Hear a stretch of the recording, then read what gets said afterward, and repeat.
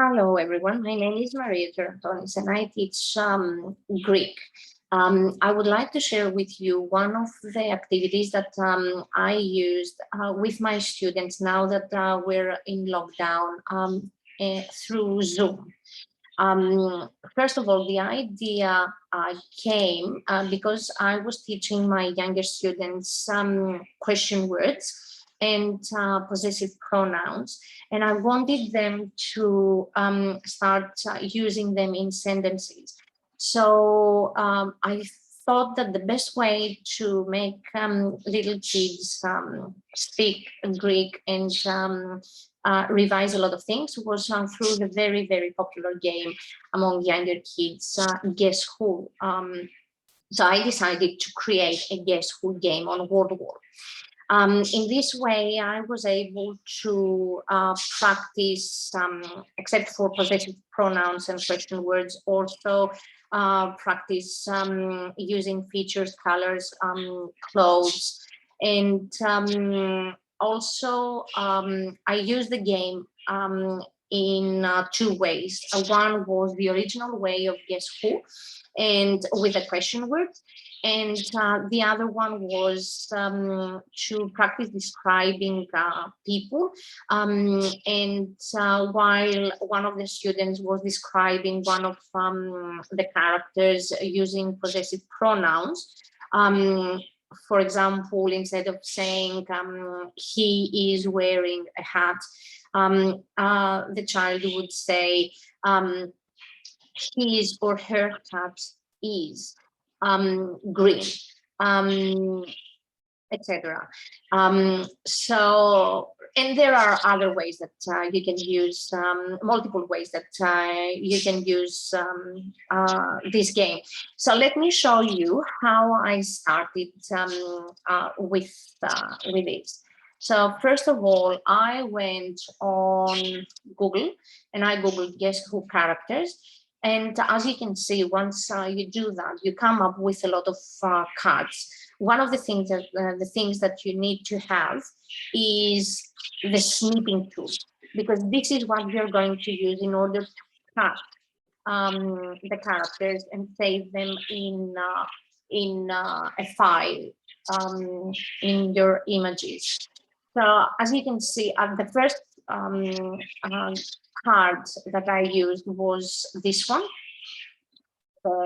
which is sort of the original. But then after quite a lot of searching, I managed to find the original characters for the kids game.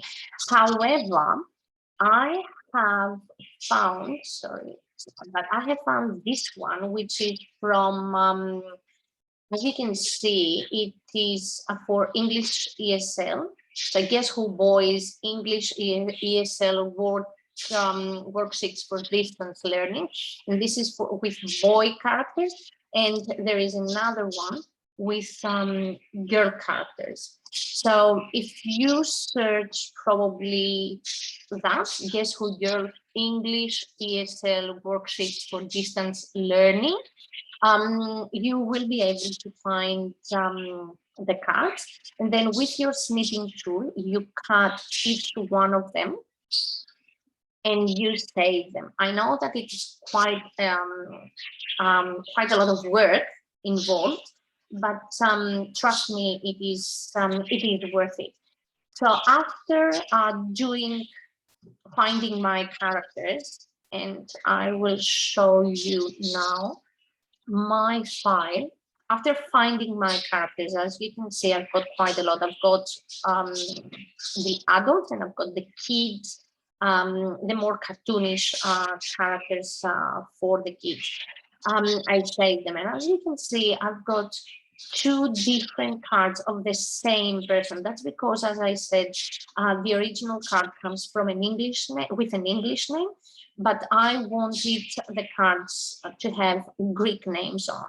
So the next thing I did was I went on a PowerPoint. I inserted all my characters here, and as you can see, I've got two different characters, two different cards. Let me take it to the back. if I send all these, as you can see, there's no need for you to have word wall in order to create the game. You can always insert the characters in a PowerPoint and cover them with a shape. And every time you want one character to be covered, you just click on the card and you send the card to the back, and this is how it is covered. Anyway, I'm going on the first set because it's easier to show you what I did.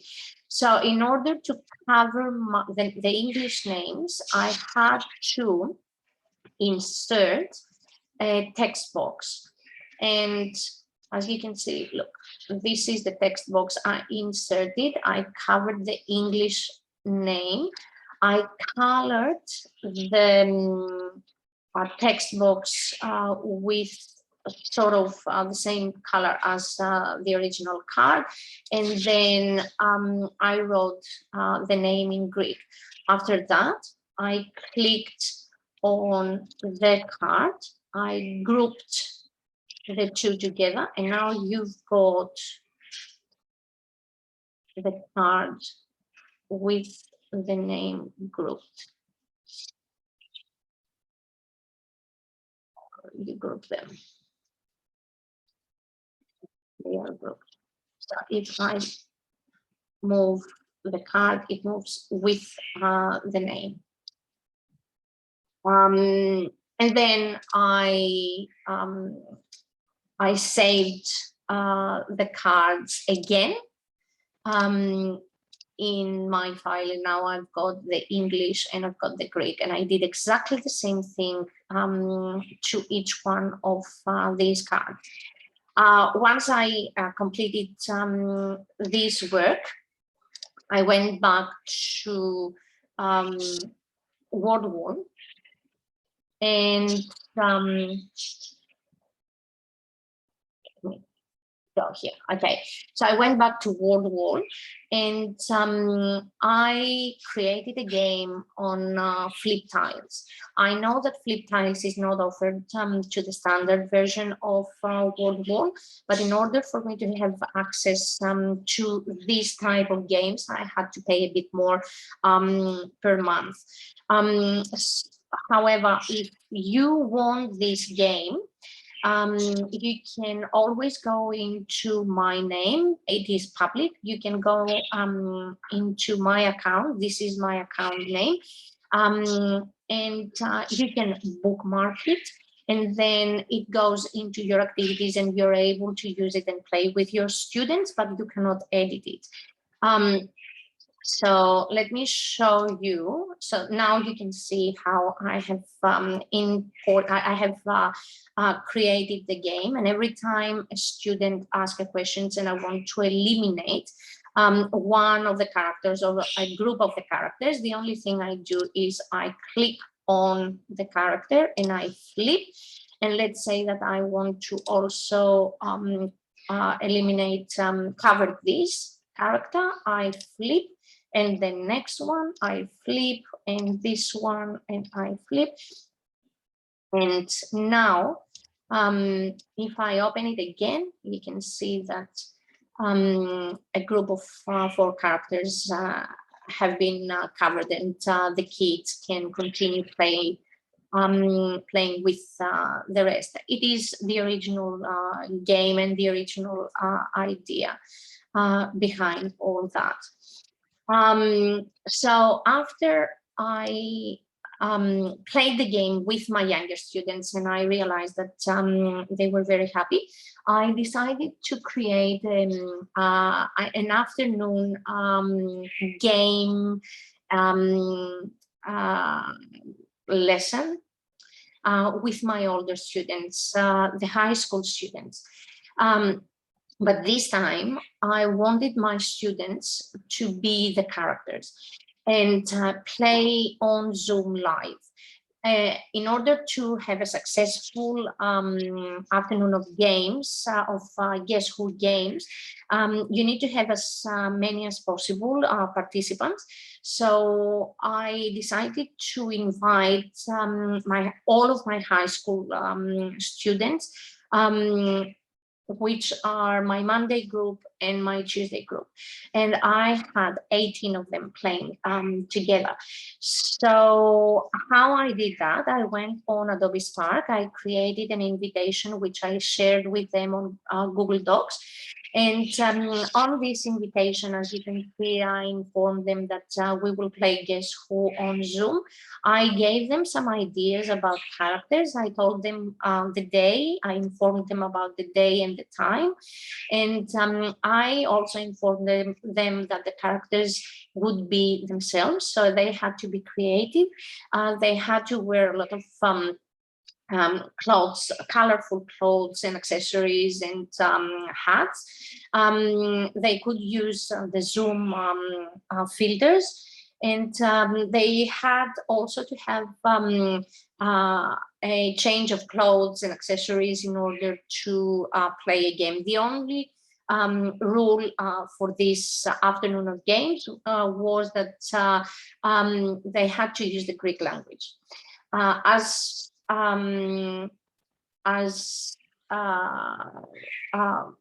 The more the better, and they had to ask questions and reply in Greek. So then I shared the invitation on with my kids, and I asked them to write their name underneath here so that I could see who was participating on the day. Now, how we played this, because that was a different way of playing the game. Once we were all of my students had joined the meeting and they were all dressed up, I started the game by taking a photo of one of the students, and then all of them had to ask questions and try to find who I had chosen. Every time a group of them or one of them had to be covered, I asked them to switch off their cameras, their video cameras. However, even though they had switched off their cameras and they were not characters anymore, participating characters anymore, they kept participating into the game, and they had to keep asking questions and try to guess who the person was. Once they found who I had chosen, I had to show them the photo in order for them to know that I was not cheating, of course. And the person who found the hidden character was the one to choose another character, take a photo, and so on.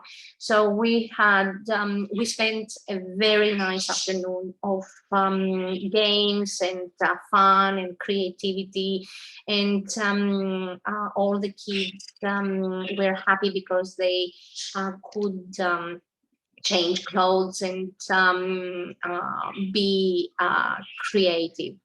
So this is what we did with Guess Who.